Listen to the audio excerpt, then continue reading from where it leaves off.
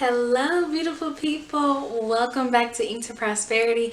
I am your spiritual teacher, guide, mentor, friend, Adriana, and today we're continuing our tarot study into the Hierophant or High Priest. So if you're excited, be sure to like, comment, and subscribe, and let's get into it.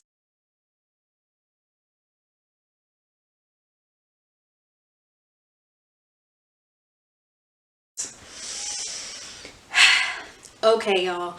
So thank you for bearing with me. I took a couple weeks because I was just not in the video mood, but shout out to Gerald from the Urban Alchemist for holding me accountable and asking for this next part in the series. So here we are. Let's get into it.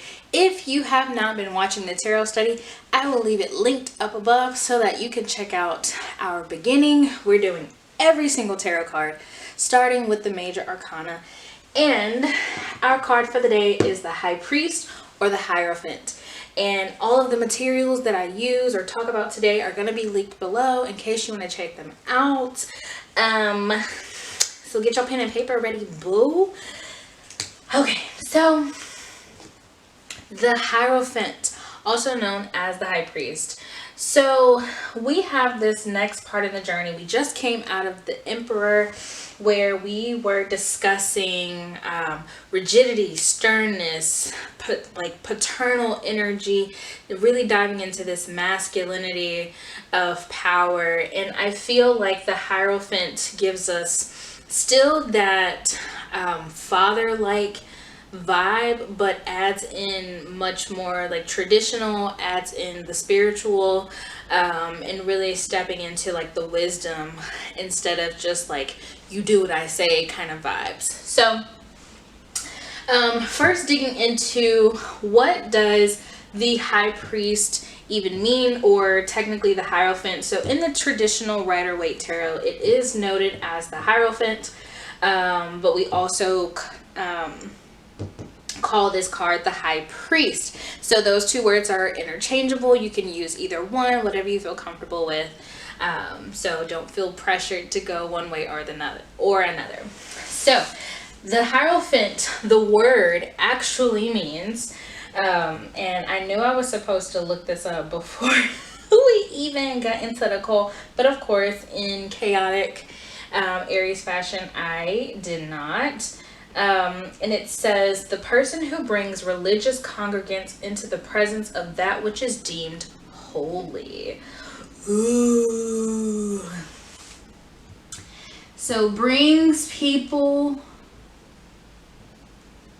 to the holy / sacred.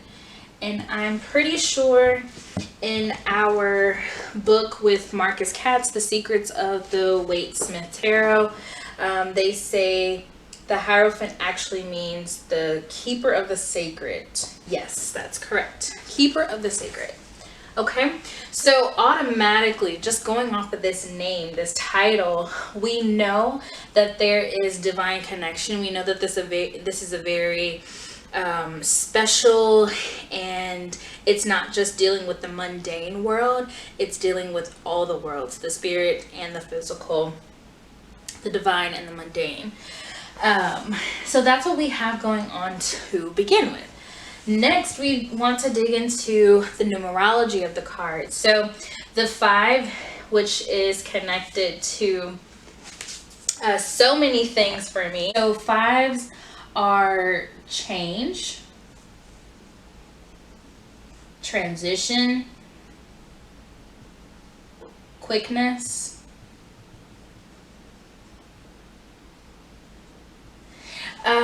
and for some reason 5s also to me seem very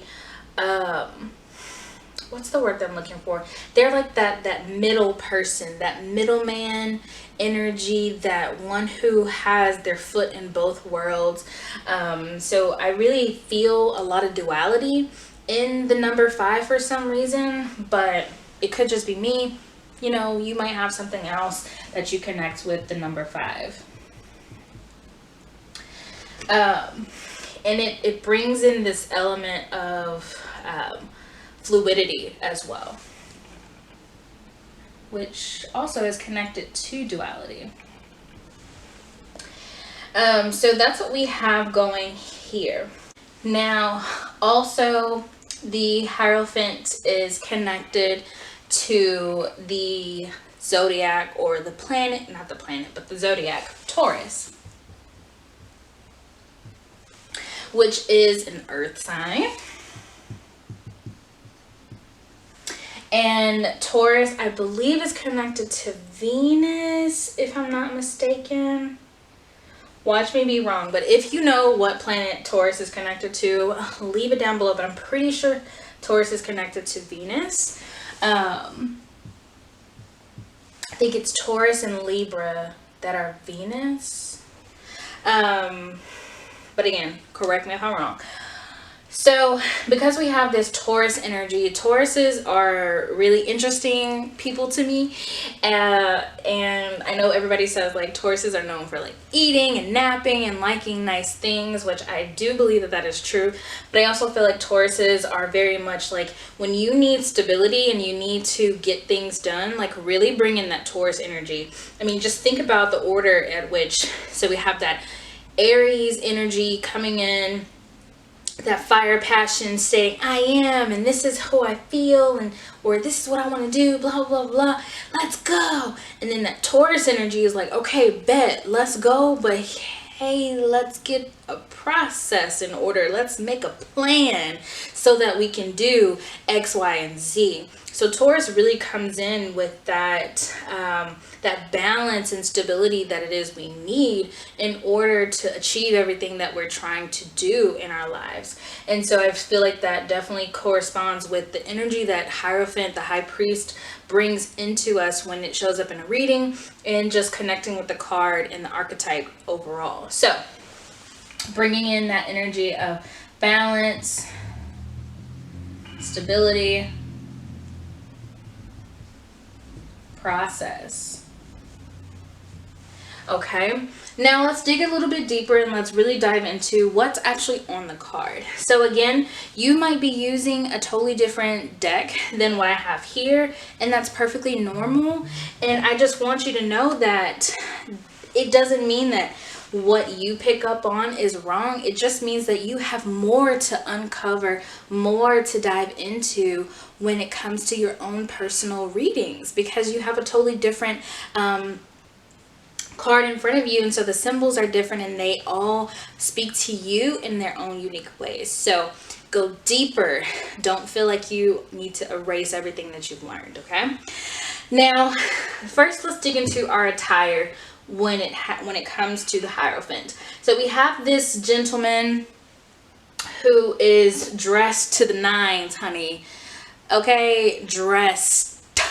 Okay, and this is a robe of red.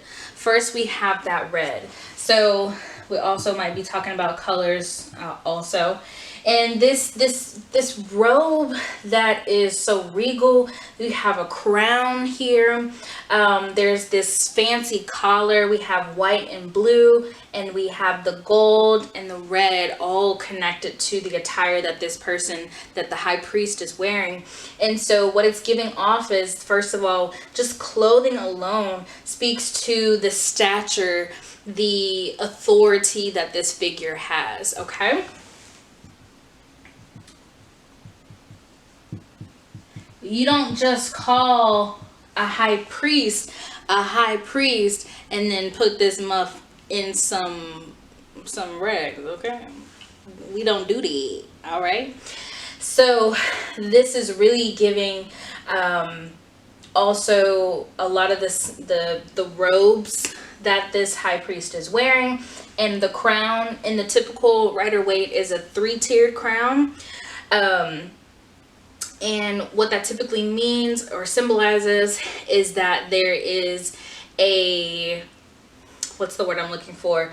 Like that is the top of the top. And I think if I read correctly, that this type of attire is symbolized, it's like Pope stature. It's the supreme leader, the supreme father, the supreme priest. And so this is just continuing to build upon the fact that there is some sort of like Catholic influence that the author had within this card, and also showcasing, again, coming back to that authority and the stature and the position that this figure has in society. And so when we think about the leader of the church, the leader of the institution, the one who is making the decision, the final say so, the supreme, then that means that this person has a lot of responsibility. There's all eyes on this person. This person also is expected to be very well read, to be a studious person, to be someone who has tested and tried a lot of different things, and someone who is known for their position and the way that they lead their people, as well as being able to have this way about ritual as well. So all of those can be inferred based on just what this person is wearing in the card. Okay, so we have ritual, we have supreme, we have knowledgeable. All right, now going into the colors. Going into the colors, we have red. First of all, powerful, boom, in your face, bold, passionate, love. The root chakra, which we all talked about that in the Emperor card last week. So that word bold is really standing out to me right now. And being someone, you know, like red also, since it's holiday season, it's reminding me of Christmas and how we assign red to like this father figure who's supposed to bestow us all with gifts when it comes to that Santa Claus figure, and how different royal people will wear red as a symbol of their wealth and a symbol of their connection to power. Okay.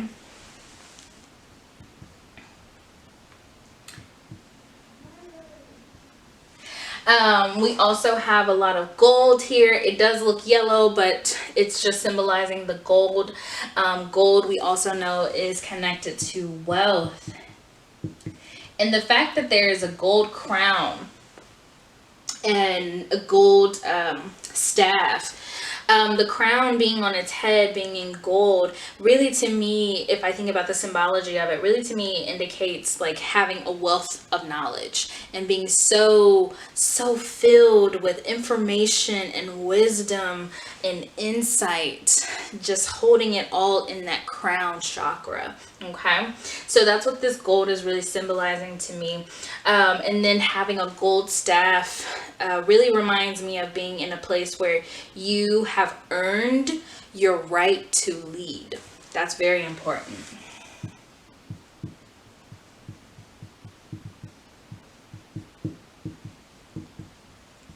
Okay, so moving into some characters. So this is the first card out of the major arcana that has other characters besides the main archetype, and not every deck has these two other characters we see here, but the Rider-Waite does. And so from the Fool all the way up to the Emperor, there may be animals in those other cards, but this is the very first card that has other people in it. Okay, so we have these two servers here. There's probably some other fancy word that they call them, poppers, or I don't know, you know, whatever. But the symbology of them being below the high priest's feet, symbolizing that they are lower in power tier than the high priest. So we have lower stature.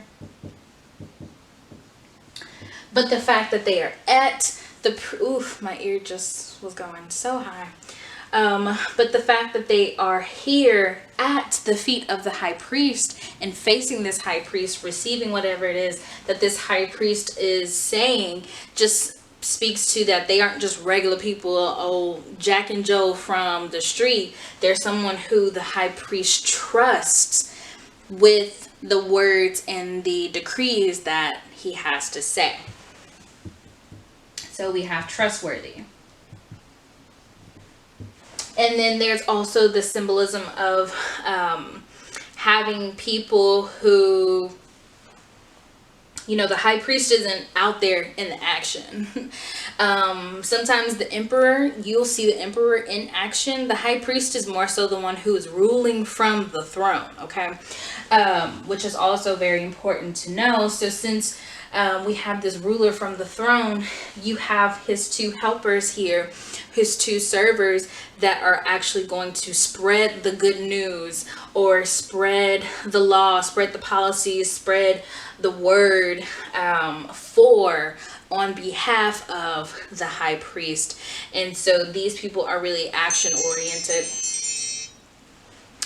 Sorry about that. And they're really going out to speak to the public. Okay, and now finally we are moving on into different symbols that you might recognize or just notice in this card. So first, just like the empress has, or not the empress, but the high priestess has those columns behind her, so does the high priest. And this is just also to further prove the point that this is a place where it can be, like, this is a stable place. This is foundational energy, foundational knowledge that we are tuned into, or that we're connecting with when we come across this high priest. We also have the symbols down at the bottom right here. There are two keys that are crossed like this. Two golden keys that are crossed like so. And in a couple of different books that I've looked into and some research online, they've just symbolized, they say that the keys have to do with in Catholicism or in some other esoteric practices. The keys are representative of the elderhood, the eldership, how do I even say that? The elderhood of the high priest, symbolizing that this person is the keeper of knowledge. But as I was paying attention and just getting ready for this video, I was thinking about Hecate. And you may say Hecate, whatever your pronunciation, I respect that.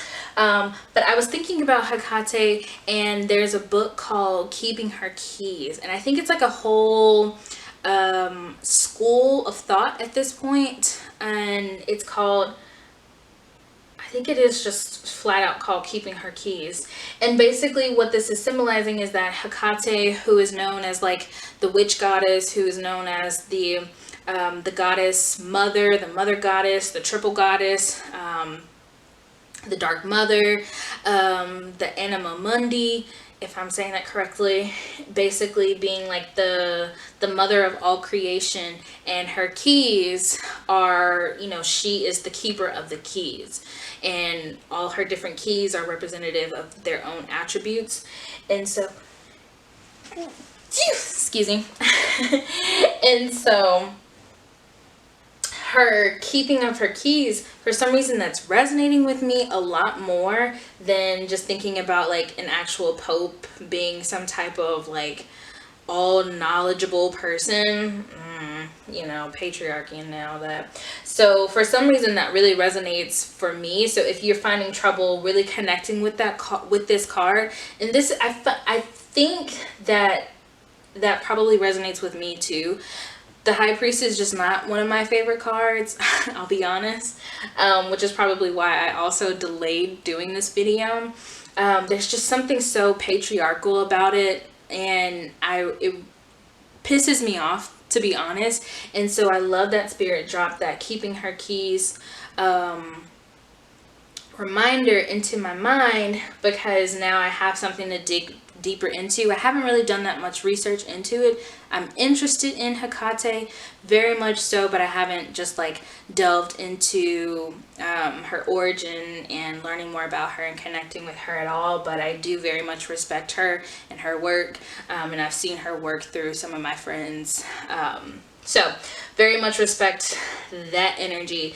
And if you too are struggling with like the patriarchy that is being influenced here in this card, then I would highly suggest you look into keeping her keys, look into Hecate, and also really dive into just elders in general, elders that you respect in your own neighborhood, in your own community, in your spiritual community, whether that be a spiritual elder, academic elder, a career elder, or just like literally an elder in your family.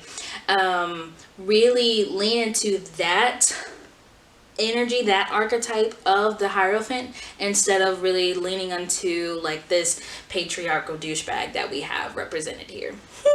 Okay, so that's my rant for the day. And then lastly, there are a few like crosses, especially here in the staff. There's like a three lined cross here, and I think just further is connecting this card back to Catholicism, if I'm not mistaken. And so, excuse me, overall, this card, the Hierophant, is really letting us know that there is a lot of tradition here. There's a lot of tradition to be respected, to be learned, to be tapped into when it comes to our spiritual practices, our everyday life, our personal growth, family, ancestral, healing, you name it. There's always some sort of tradition that's there to, one, keep us safe, two, to build foundation, and three, to connect us to the old heads who did it one way so that we can continue to build on that power that they cultivated for us to be able to even dive into the things that we're into today. So there's a lot of tradition here that can be respected within the High Priest. But also, if this card were to come up, it really teaches us, I'm just checking time to make sure I'm good. It really teaches us to not just be one way or another. And what I mean by that, don't just have your foot in one door. Don't just be all physical, all earthly, all human, but also tap into the spiritual, tap into the sacred, the divine. And then vice versa. Don't just be all woo-woo all the time and then forget that you are here to live a human experience, here to enjoy and learn more about the mundane.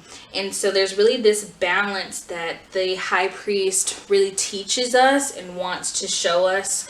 And so the fact that it's also connected to earth element, which to me really speaks to life. It really speaks to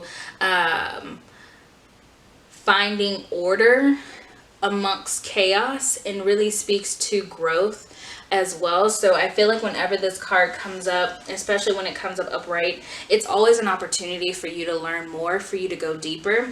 If this card were to come up in any type of reading, I would always advise my client to dig deeper, to ask more questions, to go back to the drawing board, because there's clearly something there that has been missed.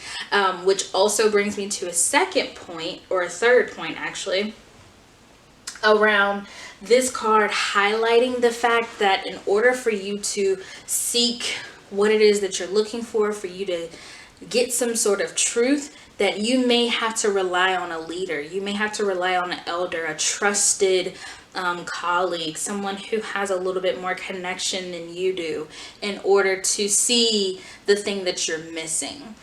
Because two heads are better than one, always, right?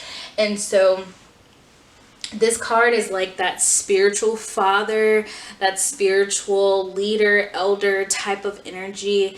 And I feel like the ancestors tend to come out a lot in this card as well. So if this card pops up for you, it may just be your ancestors saying like, hey, we have something that we're trying to teach you and show you. And if you're being called to a certain traditional practice or a rite of passage even, or some sort of traditional language, a way of life, then listen to it, because they don't just like bring tradition in to shit on you. They really bring it in to improve and enhance your living conditions. And so really try to go in there and find the gold mine, because again, I believe that this card is a very connected card regardless of the patriarchy that's behind it. Getting deeper into it, it's such a divine card and has a lot to teach us as long as we remain open and we ask questions, okay? And as I say that, asking questions, that's also part of this card, I believe, is you could come in there and you can ask like, is my life terrible? And Spirit will be like, yeah, actually, yeah, your life sucks. Or you could come in there with a question or about, in what ways can I improve my life? How am I blocking my own blessings? You could dive deeper instead of just asking, does shit suck? You know? So ask better questions and you might get more aligned and truthful responses. Okay, so this card is all about truth, and really diving into trust, and tradition and ritual, and paying attention to where you're being called and really exploring what that means for you. Okay, so thank you for listening to the High Priest Tarot Study. I will be back with another video, and if you found this helpful, let me know down below who have been some of the most influential elders to you today. Let me know in the comments and I'll give you mine. Again, thank you for watching. Be sure to like, comment, and subscribe, and share, and I'll see you later. Mwah! Happy Scorpio season!